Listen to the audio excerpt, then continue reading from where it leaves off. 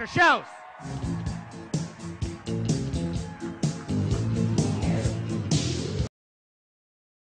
And in 1995, I had one of our staff who could speak several languages come across something in Portuguese from Brazil about some kind of a strange unknown berry in the Amazon that was only consumed locally, that no one knew, not even in Sao Paulo or anywhere else in Brazil, and said it had a lot of energy. And I wondered, what's going on there? I've got to take a look at this. Just like that bit of information about the opioid receptor sites. And I pursued it. I had this dream that there was something there. And we thought at first it was maybe some caffeine or something in the product that gave him energy. So we did some research on what's called methylxanthines, which you find in coffee, tea, and chocolate. Didn't find anything. I'm sitting there scratching my head, said, what could it be? Got some testing done, and suddenly we realized we had just found the richest antioxidant of any food in the world. So what we had to do first is we had to figure out how do we lock in, preserve all of the phytonutrients, all the chemicals, everything that's in this pulp that these people have been consuming for centuries. And to do that, we worked on freeze-drying technology. This is part of what that patent is. Once we understood how to freeze-dry it, then we could lock in its antioxidant activity. And what we had initially thought was just a few hundred compounds found in nature, things like polyphenols, flavonoids, flavanols, we suddenly realized through work that's now been done at the University of Wisconsin that there are probably over 3,000 compounds. And I had never seen anything like that before because we've been studying nutraceuticals in my research institute for years. I've been there over 30 years, and we've never seen anything with over 1,200 compounds in it. We've got over 3,000 already. So there's something really special here. And my theory is that we as human beings, probably because we came from the tropics, that is our genetic origin, that we probably were exposed to these compounds, and they used to be a part of our diet seasonally. And when you start taking in Monavi with acai and all these fruits and vegetables, which include those that come from this tropical area, your body goes, oh, thank you. I'm going to pay you back by getting back your health. I think that's fundamentally, if I could put it in lay terms, what is really going on. Now, I'd also like to, and I sent him a note along with some of the management at Monavi to keep this really cool, but I have received the final draft of the manuscript. It's ready to go. So I think, Dallin, with your permission, I'd like to say that we are now studying the mechanism of action of how acai works at no less than the U.S. National Institutes of Health.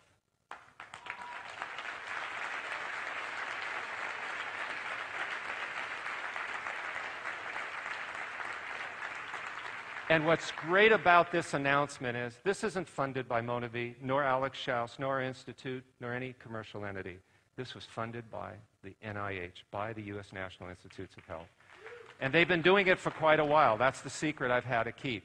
And I had no idea what they would find, but I want you to know they are so excited about what they're going to be publishing because we suddenly have found some of the exact pathways that are found in the acai fruit that are profoundly impacting our health in ways that we were totally surprised. And they will have one other announcement, which when I saw the results, I couldn't believe it, because they didn't see it with resveratrol, they didn't see it with vitamin E, they didn't see it with anything they've ever studied other than this acai pulp. And I want you to know that I'm going to be back at NIH next week, because I'm meeting with a lot of the scientists there, the collaborators who've been doing this research. One of our members of the Scientific Advisory Board, Dr. Penny Chris Etherton from Penn State University, will be joining me, because they really want to get into this research seriously, because they believe that this acai pulp may have profound benefits in human health. And you are the leading company in the world offering this product.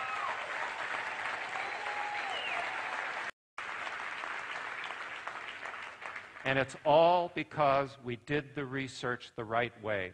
Believe me, NIH would never, ever have put their reputation, integrity, and respect on the line if they hadn't have seen not only the quality of the work, but the quality of the journals in which we published, including the #1 ranked journal in nutrition, agriculture, food chemistry in the world, according to Reuters. And that was the Journal of Agricultural Food Chem. When we published that paper in those most difficult of journals to get published in, that made a profound impact on their willingness to use U.S. taxpayer dollars to start studying this fruit and to try to understand also why is it that a company like MonaVie is growing that fast. There had to be something out there. The U.S. Department of Agriculture did develop and publish a list starting in 2004 of all of the top foods in terms of antioxidant capacity against the peroxyl free radical. That is the most predominant free radical in the human body. And what we discovered when we got acai was it blew it off the charts. In fact, I'll never forget my day. I love describing it because it was one of those moments that every scientist in their life dreams of. It's that call from the laboratory where, Alex, are you sitting down in your chair? I just sent you an email. Open up your attachment. Yep, I see it. I click it open. He says, look at what we found with this purple powder you sent us. We're all dying to know what is it that you sent us, because they were given this blindly. And they wondered, did you put an extract in there? Did you sprinkle lots of some kind of a chemical in there? I said, no, it's a fruit that I've been studying for some time. And they said only one thing, because it took 2.5 computer screens to the right for that line to go across. And of course, my immediate response was, well, that can't be right. You know, it's a laboratory error. Alex, we knew you were going to say that. We've redone that 6 times. So at our expense. And I said, no kidding. Okay. Now, another thing, too, and probably why nobody else had discovered this. You see, it's much less expensive to spray dry it. Spray dry is just you shoot it in the air. It's done with heat, and then you expose it to oxygen. And you sort of throw it in the air, and it's sort of the water content evaporates. That's a basic way of describing it. But when you spray dry it, or sun dry it, or use other methods, the antioxidant activity is very, very low. So there's nothing to catch your attention. It's when you lock it in, because in freeze drying we do it in a vacuum. And the reason why, again, knowledge is power, is because in fruits, particularly in the tropic, you have to degrade them very quickly. You have no idea how much is falling down on the ground in the equator, that area, every single moment, and day and night. And as a result, it would just pile up and go right out of the atmosphere. If there wasn't some mechanism for breaking things down quickly, we call those oxidases. They're enzymes that rely on oxygen to break down.